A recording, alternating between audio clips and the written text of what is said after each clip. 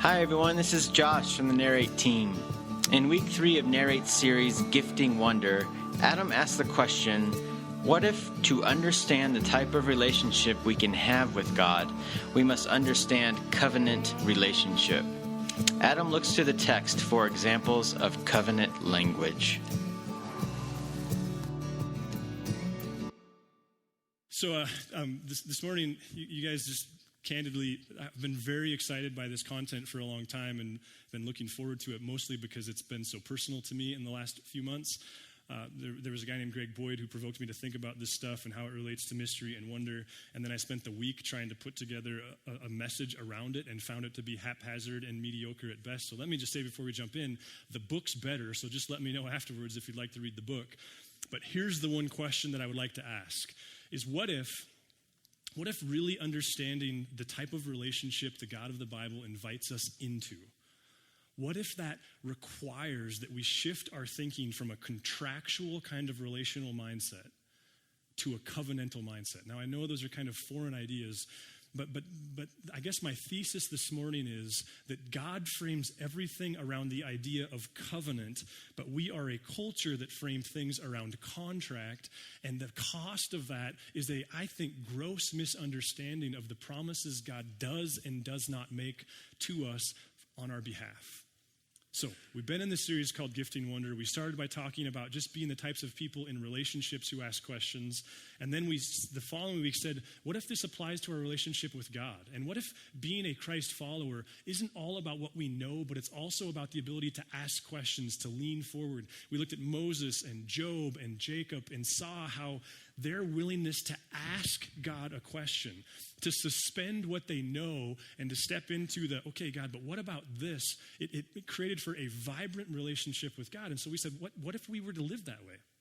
Now, I think if you were real honest with that content from 2 weeks ago, one of the natural questions is, okay, but where's the boundary?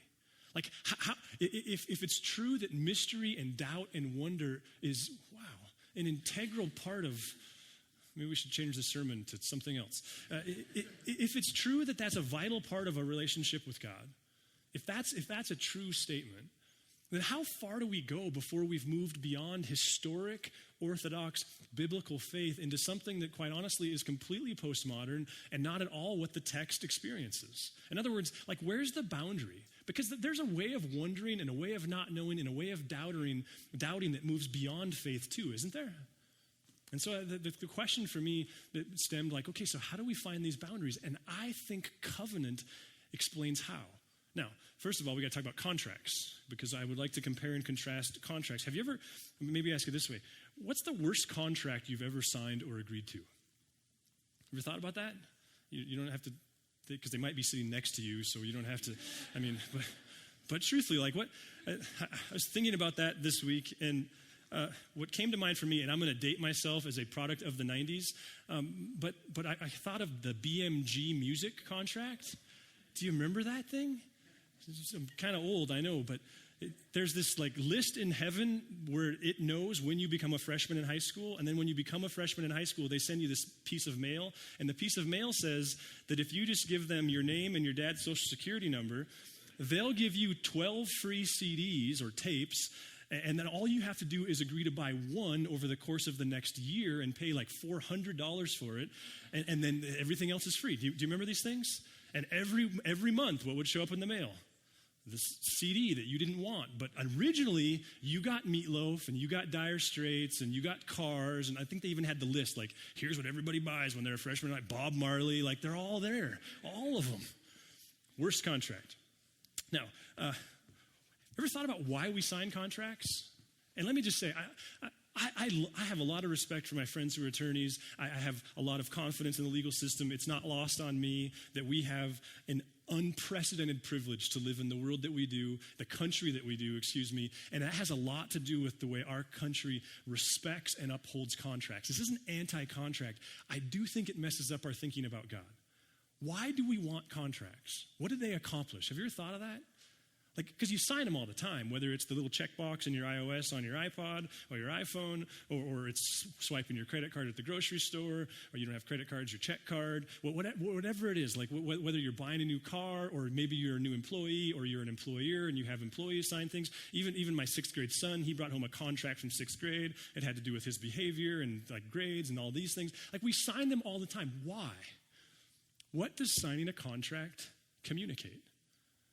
In fact, as I was thinking about that this week, I thought of a classic scene from a classic show whose star will be in town next week. So I just thought we should take in this scene from Seinfeld. Go. Can I help you? Name, please. Seinfeld, you made a reservation for a mid-size, and she's a small. I'm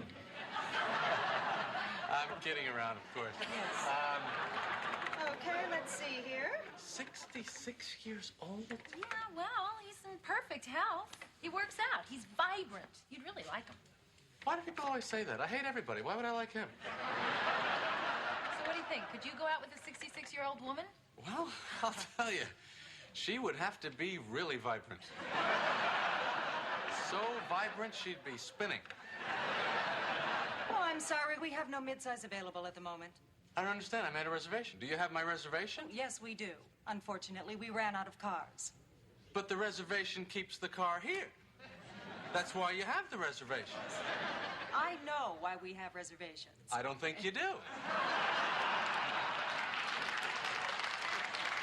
If you did, I'd have a car. See, you know how to take the reservation, you just don't know how to hold the reservation. And that's really the most important part of the reservation, the holding. Anybody can just take them. I cannot go to a rental car counter without thinking of that scene. And this last week, I was supposed to get a mid-sized Chevy when we were in Denver. My rental car, even my own son was making fun of me. A Volkswagen Beetle. Sorry if you have a Beetle. I know that's not technically a contract, but I suppose here's the idea that I'm trying to put in front of you. Let me just ask it this way. Does a contract communicate that you have confidence in the other, or quite the opposite? Like, is the need for a contract, is it a vote of confidence in the character of the other, or is it the opposite? I mean, couldn't we say that contracts, by their very function, and there's a good function for it, because I would just as soon trust the system over the person in most cases. But can't we say that contracts, at their very core, what they communicate is you don't have to trust the character of this other party. You can trust the system.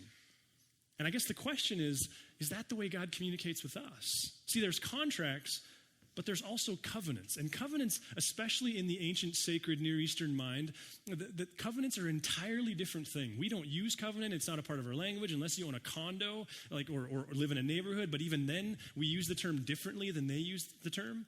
A covenant is something that God extends to people over and over and over again, never a contract. And for the longest time in my following of Jesus, I always assumed that was kind of a trivial detail. But as you begin to wonder about God and what we know and what we don't know, I think covenant thinking becomes crucial. And so where I want to go first is in the relationship that Abram had with God. And you begin to see how if you'll begin to frame things in a covenant mindset, it might create ironic new clarity for you. So let's go to Genesis 15, which, there are those moments where, like when you were a kid and you tore into your dad's drill or something and you were going to fix it, and then you realized you were in way deeper than you thought you ever would get and that you were not going to get through it. Like, that's the way I felt this week when I committed to jumping into Genesis 15.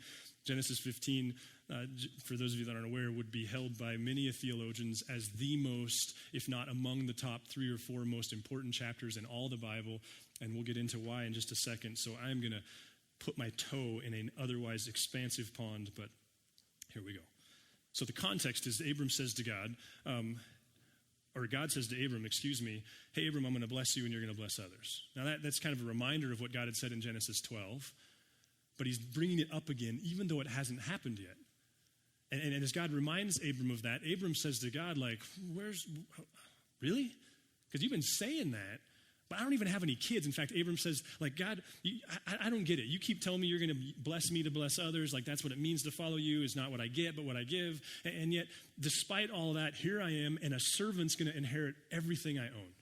Like, God, I've been trying to have kids for 87 years, and there's still no kids. Like, I'm 100 years, like, I'm pretty sure we've tried it out. It ain't happening between us. And God says, hey, Abram, look up at the stars. And as he does, he says, so shall your descendants be. Now, parenthetically, we would say you're a part of that. The church is an extension of that promise. But it's Abram's response that again, this is among some of the most important moments in all the text. Abram's response to God is simply this. The text says, Abram believed the Lord, and he credited to him as righteousness. See, we think of believe as like we believe the earth is round and it has no cost. Like, who cares? Completely different than what Abram's doing here. Notice Abram just goes like, oh, you said it? Oh, like you're putting your character on that? Okay, that's all I see. That's covenant. The difference between contract and covenant, especially in the Near Eastern world of Jesus, is everything. Like, contract eliminates mystery, it eliminates risk, it eliminates vulnerability, it eliminates doubt. That's the design of a contract. A well-written one kind of presupposes everything that might happen. Covenant does the opposite. In fact, covenant kind of assumes problem. It kind of assumes doubt. It kind of assumes mystery. But what you have to go on in a covenant is, but you can't tell you where this is going, can't tell you how this story ends, can't tell you like how this prognosis finishes, can't tell you if the chemo is going to be successful, can't tell you if the marriage is going to be saved, can't tell you like how well your kids are going to do, and I can't tell you that, but I can tell you can trust me. That's all Abram had, was the word of God. And so then God says, and I'm going to give you this land, like this land is your land and it's my land from California. Like, I'm going to give you the land. And Abram's like, you've been telling me that. How do I know that? And again, God says, Abram, we're going to form a covenant. And here we go. Verse 9, it says, so the Lord said to him, bring me a heifer, a goat, and a ram, each 3 years old, along with a dove and a young pigeon. Now, first gathering, I made the mistake of asking what a heifer was. I had no idea. You farm people.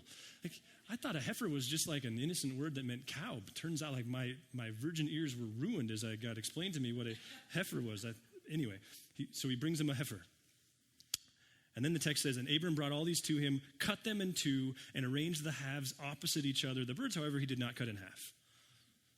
So the scene is, and again, this is ancient Near Eastern covenant culture. Like, God is stepping into something. In many cultures, when a man said to you, he's going to marry your daughter, you would say, okay, let's have a little covenant. And the idea behind the covenant is, if you break it, you die. You're telling me you're going to take care of my daughter. I'm telling you that if you break that promise, you pay the penalty with your life. And lots of dads are going, let's move over there. So God says, hey, there's this whole covenant tradition. Abram, let's do that.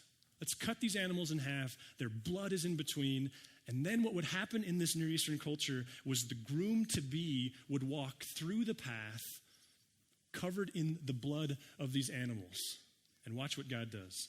When the sun had set and darkness had fallen, a smoking firepot with a blazing torch, this is God, appeared and passed between the pieces. On that day, the Lord made a covenant with Abram. If you've ever caught yourself going, why the cross? Why not just a letter? Like, why not just good intentions? Like, is the cross, is it just a sentimental thing, or is it a literal thing? The answer is Genesis 15. God made his commitment to people to the extent that his own blood would keep the promise.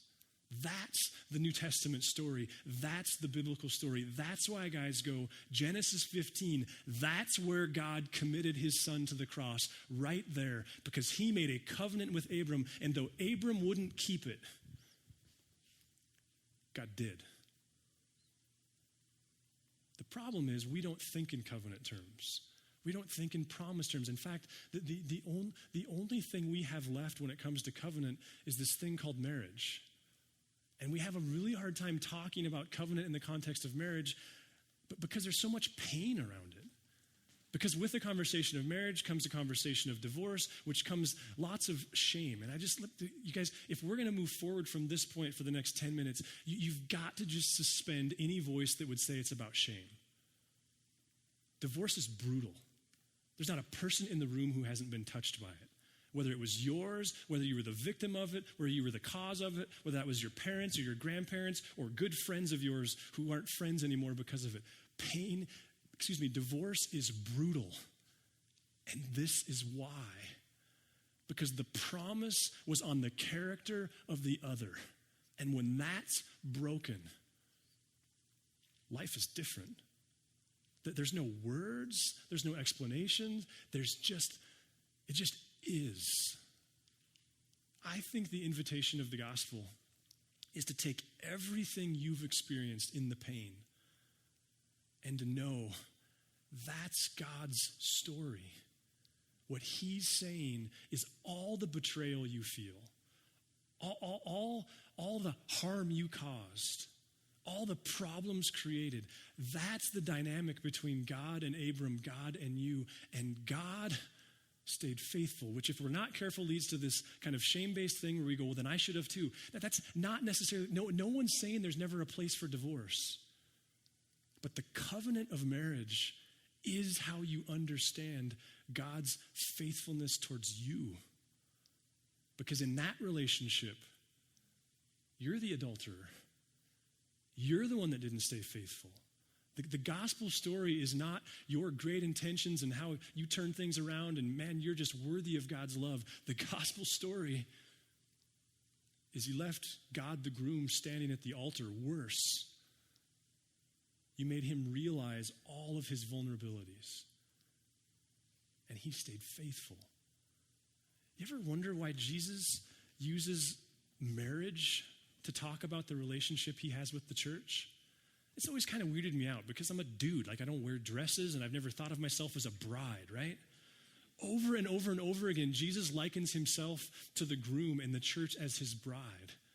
Why? Because covenant is at the center of the story. Let's just take a second and look back at first century wedding thinking, look at a famous one, and then I would like to bridge that over to how we understand our relationship with Christ and then ultimately, hopefully, land it, and then I'll pass you the book because it'll make more sense. There's a famous marriage that centers around this idea of covenant. It shows up in Matthew chapter 1. Turns out it shows up in December in our culture. It starts this way. This is how the birth of Jesus the Messiah came about. His mother Mary was pledged to be married to Joseph. Now, in the Near Eastern culture, engagement was where the covenant happened. It was where the promise was made. We think of engagement as this thing that allows you to send invitations and spend lots of money, and if you change your mind, no big deal.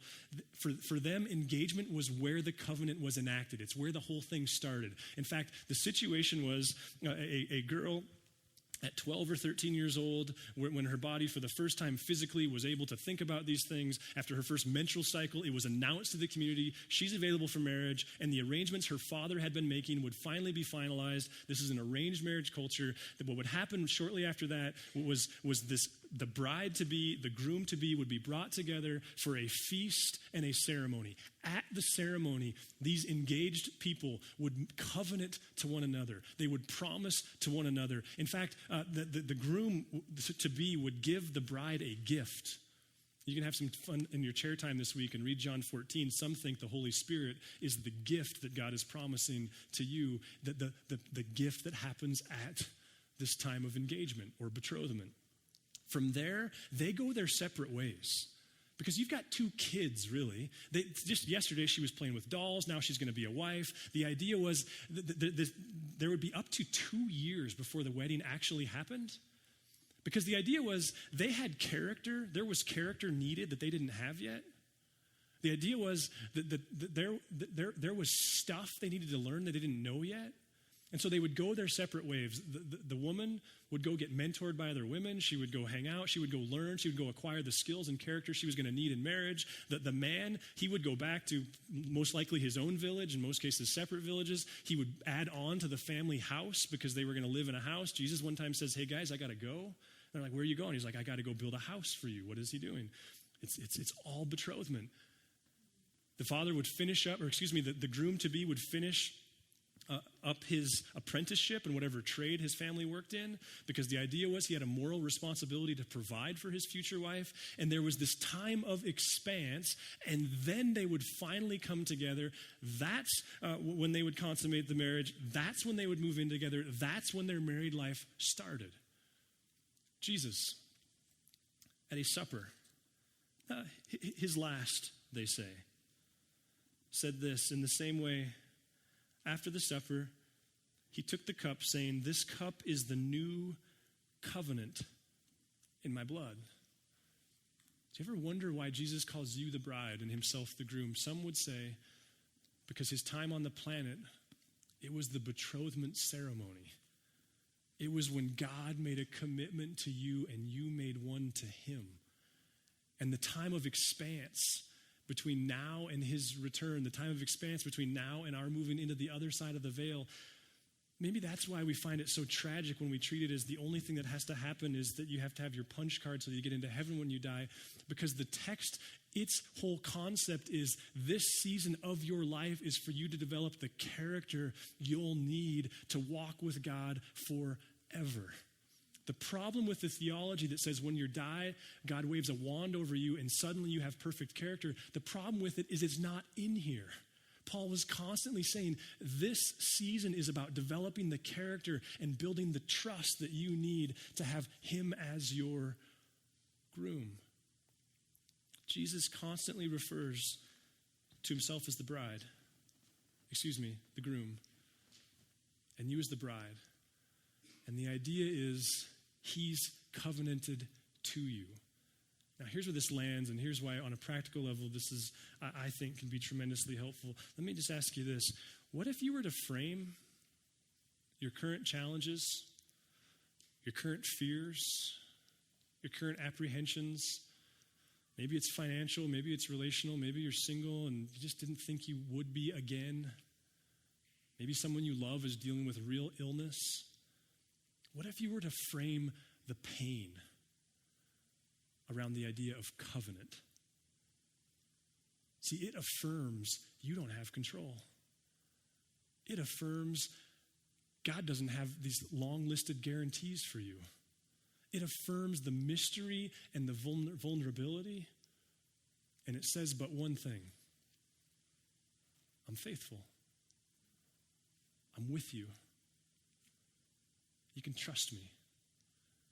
To the extent that the Apostle John, who spent more time reflecting on the planet than any of the guys who got to walk with Jesus, said at the beginning of his first letter, okay, guys, here's the deal. After all my thinking, all my learning, all my walking with Jesus, here's what I can tell you. God is light, and in him there is no darkness. What is that? It's covenant. It's John going, hey, listen, so much unexpected has happened, so much that I can't control. I've been so vulnerable. This has been so scary. I can tell you, he's faithful. He's faithful. What if the cross, what if it's not just a cute exclamation point on the message of a God who wants you to know how much you're loved? What if it's a real life thing that affirms to us that this God keeps his word? And if that means he's got to send his own son to fulfill the promise you couldn't keep, he'll do it. And so, yeah, you look ahead and you think, boy, I don't know what the future holds here. I don't know what it holds in my finances. I don't know what it holds in this relationship. I don't know what it holds in this illness. And God stands on the side and says, I'm a covenant-keeping God. Will you trust me? Listen, if the concept of following Jesus is new to you or new but old to you, we think those decisions are best left to a conversation. We would love to have one with you. We would love for the person who brought you to have one with you. But the message of the gospel is nothing more than a God who says, I keep my word. I'll be faithful to you. But it's not a contract. It's a promise of my character. Let me pray, God. Oh, Lord, we are on the tip of a very large iceberg, and to try to wrap our arms and hearts and minds around your covenant-keeping ways is so difficult. And yet cling to you we do, God. Would you, by the power of your grace and the part of it that requires effort from us, God, would you give us the courage to trust you and the wisdom to know what that looks like? Amen. If you would like to engage further with Narrate Church, you can find contact information online, www.narratechurch.org. We would love to hear from you.